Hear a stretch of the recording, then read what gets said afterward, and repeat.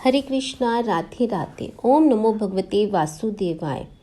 आप सभी को हमारे YouTube चैनल मैजिकल कृष्णा पर बहुत बहुत स्वागत है। आज इस वीडियो में हम कार्तिक मास महात्म का 11वां अध्याय सुनेंगे, जिसके सुनने सुनाने से भगवान हरि की कृपा से पापों का नाश होता है एवं वैकुंठ लोक की प्राप्ति होती है। कथा महत्म सुनने के बाद यदि आप हमारे चैनल पर नए हैं तो कृपया हमारे चैनल को सब्सक्राइब करें, बेल आइकन को प्रेस ज़रूर करें ताकि हमारी वीडियो की नोटिफिकेशन सबसे पहले आप तक पहुंचे। वीडियो को शेयर और लाइक भी अवश्य करें। कार्तिक माह भगवान श्री हरि का प्रिय माह है। इस माह में किया गया थोड़ा सा भी जप तप व्रत दान मनुष्य को अनंत फल देने वाला होता है। कार्तिक महात्म के अनुसार कार्तिक मास व्रत के 5 अंग हैं: प्रातः स्नान, तुलसी स्नान, हरि जागरण, कथाओं का श्रवण, दीपदान और उद्यापन। इन 5 अंगों का पालन करने पर कार्तिक मास के व्रत का महाफल प्राप्त होता है। इसलिए अपनी श्रद्धा भक्ति के अनुसार मनुष्य को जो हो सके, जितना हो सके, इन नियमों को धारण करना चाहिए। आज हम इस वीडियो में कार्तिक मास महात्म का 11वां अध्याय सुनेंगे, जो इस प्रकार है। एक समय जब समुद्र का पुत्र जलंधर अपनी स्त्री वृंदा सहित असुरों से सम्मानित हो सभा में बैठा था, तभी गुरु शंकराचार्य वहां पहुंचे, जिनके तेज से सब दिशाएं प्रकर्षित हो गई। तब गुरु जी को आता देखकर असुरों सहित सागर पुत्र ने उठकर बड़े आदर से उन्हें प्रणाम किया। तेजस्वी गुरु जी ने को आशीर्वाद दिया। फिर उनको एक दिव्य आसन पर बैठाकर सब दैत्य भी यथा स्थान पर बैठ गए और सागर पुत्र ने नम्रता से ये प्रश्न किया, हे गुरु जी, राहु का सर किसने काटा था? आप हमें ये बतलाएं।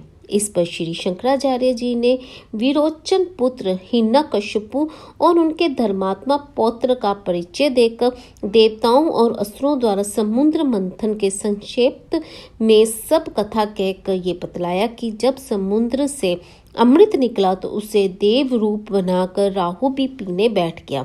इस पर इंद्र ने पशुपति भगवान विष्णु ने राहु का सर काट डाला।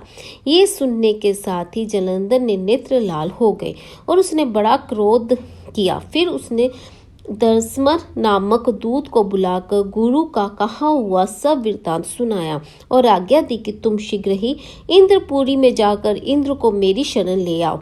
दसमर जलंधर का बड़ा निपुण दूत था। वह शीघ्र ही इंद्र की सुधधर्मा नामक सुधा में जा पहुंचा और उसने जलंधर के शब्दों से कहा, हे देवता धम, तुमने समुद्र में क्यों मथा और मेरे पिता के सब रत्नों को क्यों ले लिया?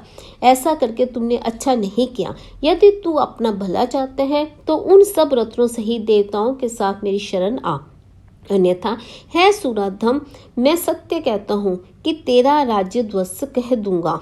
इंद्र ये सुनकर बहुत विस्मित हुआ और कहने लगा, पहले सागर ने मेरे भय से सब पर्वतों को अपनी कुशी में क्यों स्थान दिया और मेरे शत्रु दैत्यों को क्यों रक्षा की? इसी कारण मैंने उसके सब रत्न हरण किए हैं। मैं सत्य कहता हूँ कि मेरा द्रोही सुखी नहीं रह सकता। इंद्र की बात सुनकर वह दूत शीघ्र ही जलंधर के पास आया और सब बातें उसे कह सुनाई, जिन्हें सुनते ही वह दैत्य क्रोध के मारे अपने होठों को काटने लगा और देवताओं को जीतने के लिए उसने अभोग आरंभ किया। फिर तो सब दिशाओं तथा पताल में करोड़ों दैत्य उसके पास पहुंच गए।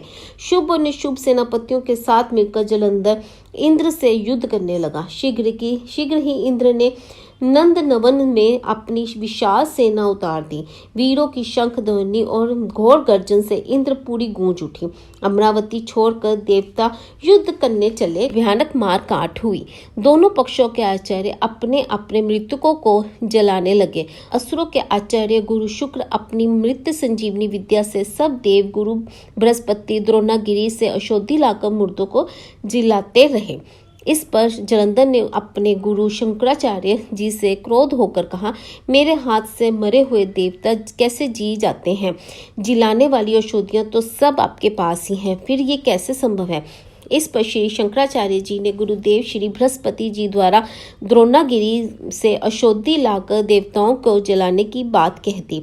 ये सुनकर जलंधर को और भी क्रोध हो गया। श्री शुक्राचार्य जी ने कहा, क्रोध क्यों होते हो? यदि शक्ति है तो द्रोणागिरी पर्वत को उखाड़ कर समुद्र में फेंक दो। तब मेरे कथन की सत्यता प्रमाणित हो जाएगी।